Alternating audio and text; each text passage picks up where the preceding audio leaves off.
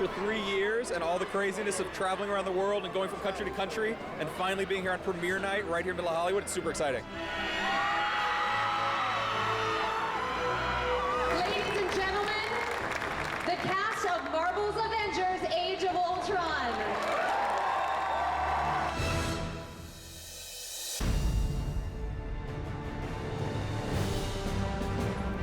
Here we are, it's day one, principal photography.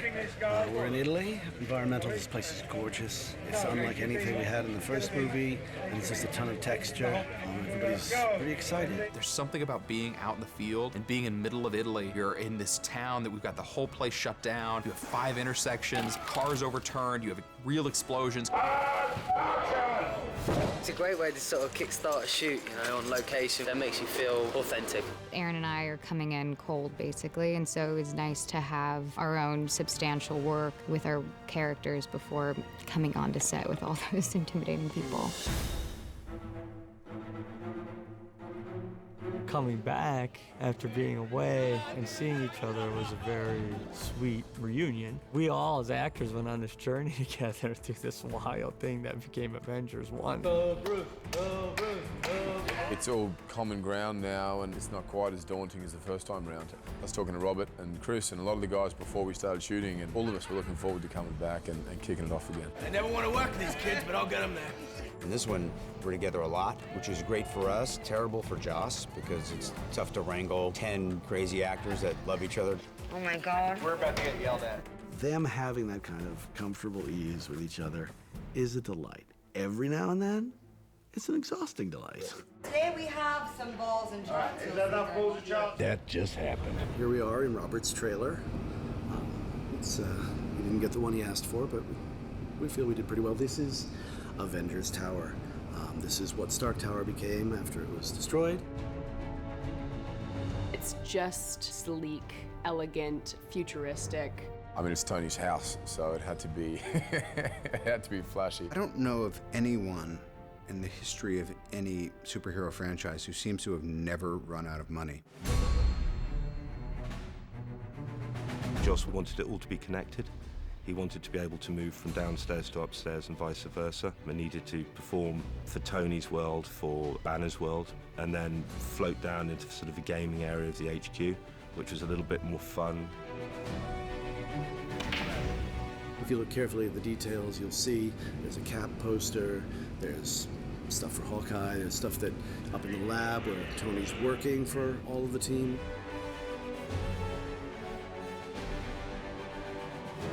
This is really our sort of giant science fiction space, and we put it at the beginning of the film because it has this grand, optimistic, things are going well feeling. We have a party here in the house, because who wouldn't have a house party here? We ended up realizing we have this big Avengers Tower set, we want Ultron to attack right here. Because instead of having him built here and then fly away and attack across town, it seemed more visceral to kind of have the attack happen right here in this big, huge space. Because if you build a set this big and you don't blow it up, you're doing something wrong.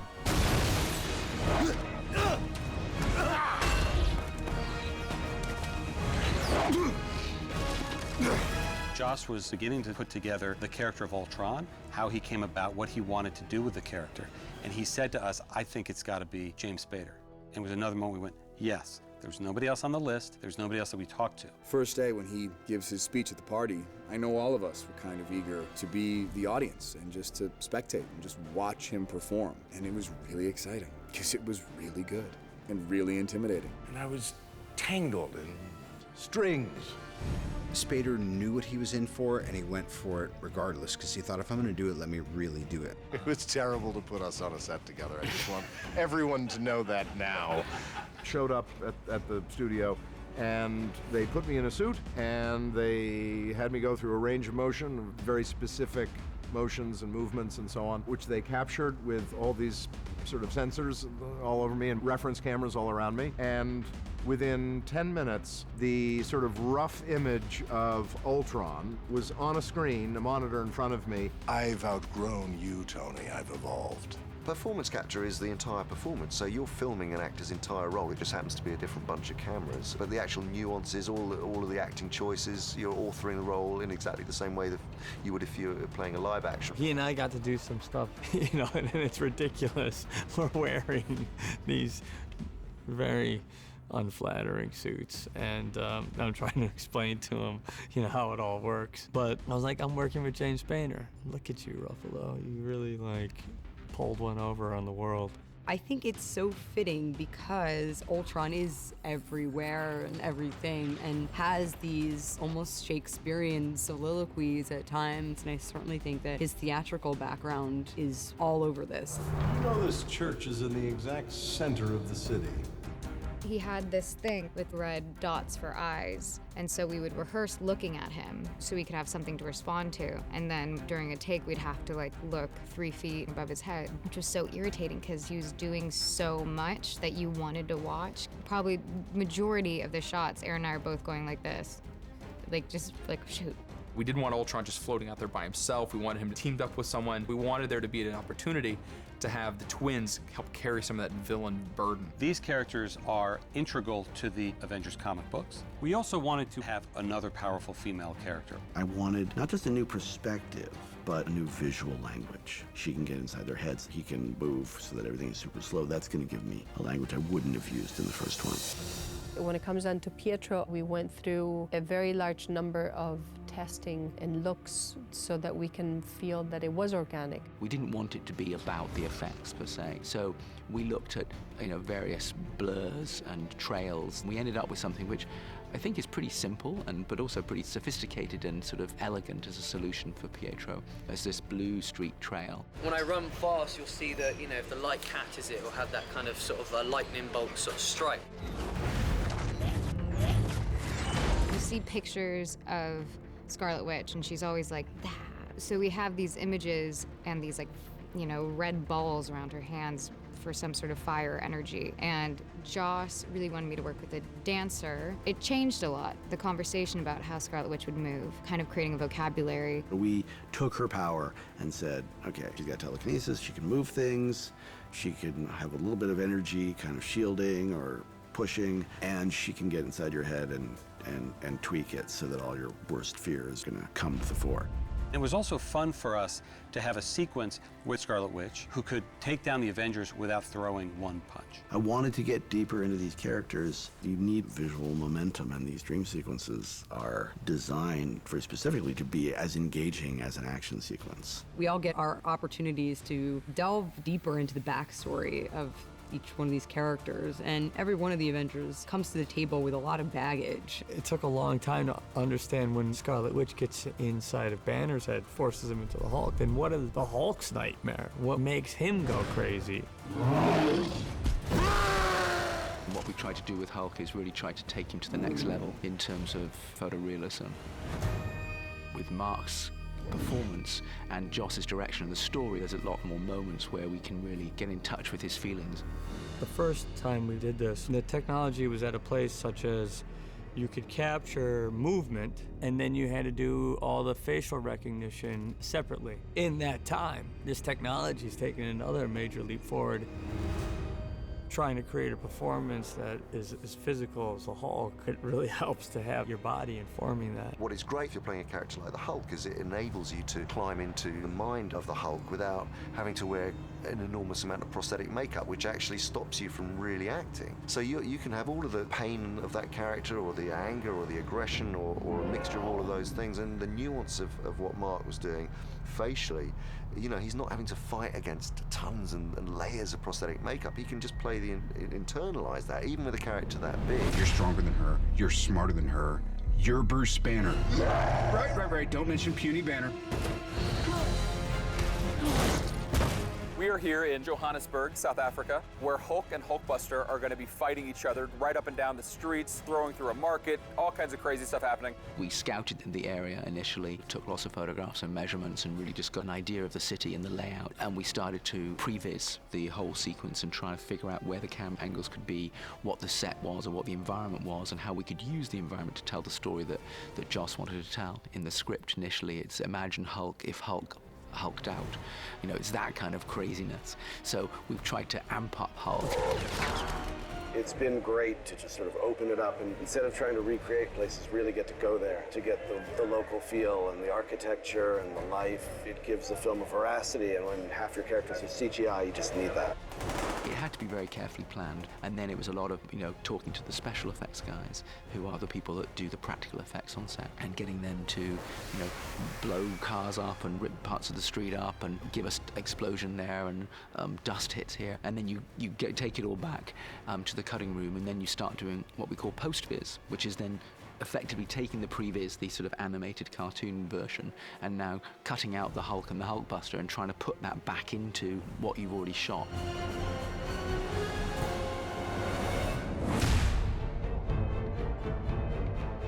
Right after they've had their visions, when all of them are realizing how disconnected they are from their own feelings and past and thoughts and how messed up they are, they're confronted with a normal family life. It puts a weight on, oh, this is why we do what we do. Everyone has to sort of take a look at themselves of like, oh yeah, what we're doing is really not quite so important. This is what it's really all about. Seeing everybody on set in costume and standing there with everybody, it's pretty fun to watch. It's pretty fun to see all those superheroes come to life. This is like a family of people that kind of get together and have these powers that act real normal in terms of how they react to each other, how they sit around, eat, drink, talk to each other, or have brotherly fights and this, that, and the other. Isn't that why we fight? So we can end the fight, so we can go home? These movies are so successful because they resonate with the audience. The characters are multifaceted and they struggle, and they are unlikely heroes and sort of reluctant heroes. Being able to embrace that and take it to an unexpected place, I think, is one of the first ideas Joss had on this film. There's enough interpersonal and character stuff going on that you have something to hold on to when you get into the big set pieces.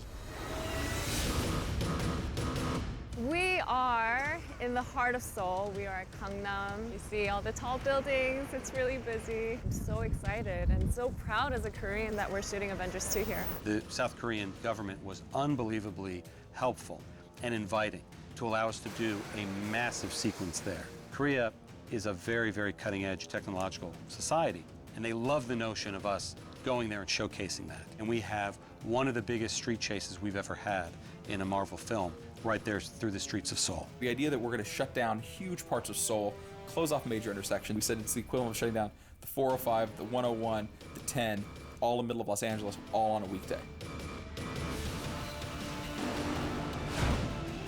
We've been maneuvering through 6, 8, 10, 12 cars at high speed, chasing the motorcycle, following it at its best speed. We're kind of hitting speeds at 50, 60k. It's pretty quick when you're hanging on the back of a door. Those driving sequences are pretty amazing. You know what's in that cradle? The power to make real change, and that terrifies you. I wouldn't call it a comfort. Going back to, I would say, was production on the first Avengers film. And Joss was very, very interested in Ultron. And there were some ideas about how Vision, obviously the most important AI character in our universe up to that point, could play a part in that. I said, if you make a second movie, you gotta be Ultron, and then he should make the Vision, but they should put Jarvis in the Vision, and then Paul Bettany can play the Vision, because only Paul Bettany can play the Vision. I was just so pleased to see him transcend what you thought Jarvis was and bring into being what the Vision is, and actually kind of exceed our expectations. It is a privilege to be among them. For me, just personally, it's a nice sort of continuance of this thing, because I've kind of been involved in this whole thing right from the beginning. The depletion rate of palladium is increasing exponentially, sir. And I'm sort of annexed. You know what I mean? I've always come in right at the end. It's been fun, but it's really nice for me to sort of finally be a part of it, physically. Iron Man's the one he's waiting for. That's true. He hates you the most. just came to show me the initial drawings and stuff, I totally flipped, and I didn't think for a minute what that was actually going to mean to me physically in terms of how we were going to achieve that on a daily basis. I get put inside this, rubber balaclava that is then glued to my face, and it's a lot of prosthetics. The makeup is actually amazingly quick, I think, for what is accomplished. It's about an hour and a half, and then there's a robot muscle suit that goes on. I wear a cooling suit that has piping that goes all around me, and they plug it in and ice water runs through it and keeps me cool. It's a little like being inside a gin and tonic. I can't hear very well because I've got this thing over my head, and there's only this much of my own skin showing. It took me a couple of days to figure it out. We made a few holes so I could sort of hear conversation, and I read a lot. The idea was we'll do it all in camera, we'll fix this, and it's over. Well, we wanted to also give him an AI look, so we sort of back-engineered a way that we were going to utilize the data from the performance, put it back into a full-on CG model, and then bring back the human characteristics that makes him all that more human, and yet not. There's an expression that we use in visual effects as well as other robotics and things called the uncanny valley, and this is when people trying to create human beings as CG characters or robots, and the closer you get to reality, the harder it is to make them look believable. But what we're trying to do in many ways is we're approaching the uncanny valley from the other side. So we're starting with a real human in Paul Bettany, and we're adding CG to him. If you look at his eyes, if you look at his lips, if you look at his face, you feel the human feelings that we do when we emote, and yet there is that moment where you go, oh, he could be full-on AI, is he? I was born yesterday.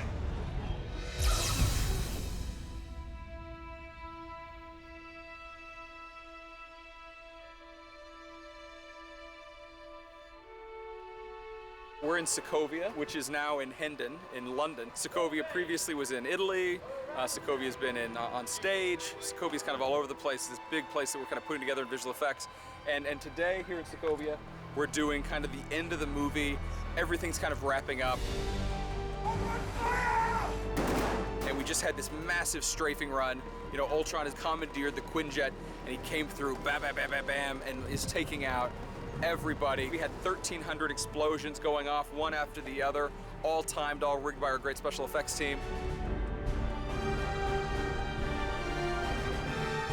We were very lucky. We looked very hard for that location, and because we knew what we had to do to it in the sense the post-destruction look, that made our search that much harder because a lot of places simply wouldn't have allowed us to have done it with all the pyrotechnics and all the special effects and our footprint, what we needed to do that. Very quickly we realized it actually worked incredibly well. Watching it be destroyed slowly but surely was pretty amazing to see, this beautiful statue that Aaron and I were laughing about, pretending it was us. And then later when the world's ending and their limbs are gone and there's a children's playground that's a tank. It had a lot of humor as well. I really loved that set because that was a world, that was a whole world. It's very weird to be this close to being done. It was sort of, I describe it as the light at the end of the ballroom because I really have been having so much fun. It doesn't really feel like a tunnel. Part of that is because of being here. There's so much depth, there's so much room to maneuver. We've never had a set or a place to shoot like this. It's huge. You always want to end big. We've got a whole city lifting off and being ripped out of the ground. And then we've got all these sub-Ultrons that are attacking the Avengers and trying to take the Avengers out of the equation, whilst Ultron Prime is trying to destroy humanity.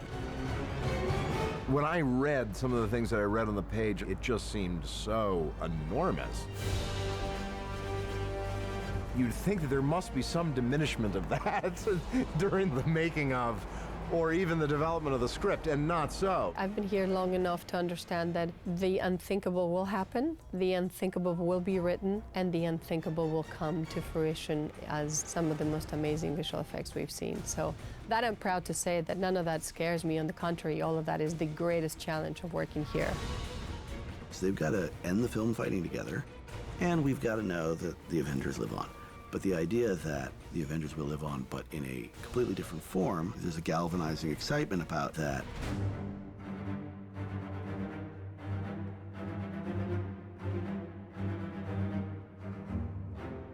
My favorite part about Avengers Age of Ultron is what's brought into potential at the end. The fun of the comics is the shifting roster, is the notion that the Avengers begin as a certain roster of people, but over time, some characters go off into their own adventures, new characters come in. So for us, that was always part and parcel of the concept of the Avengers. So it was always the idea that we were going to mix up the teammates. I feel like this is really a kind of a feeling of an ending of an era and the beginning of another, and I welcome it. I think it makes the audience even that more invested in our interpersonal relationships and the future of these characters, so that's pretty cool.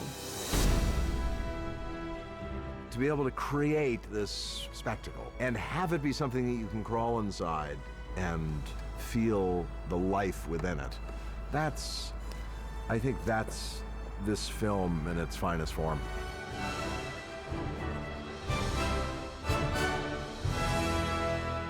The best take ever.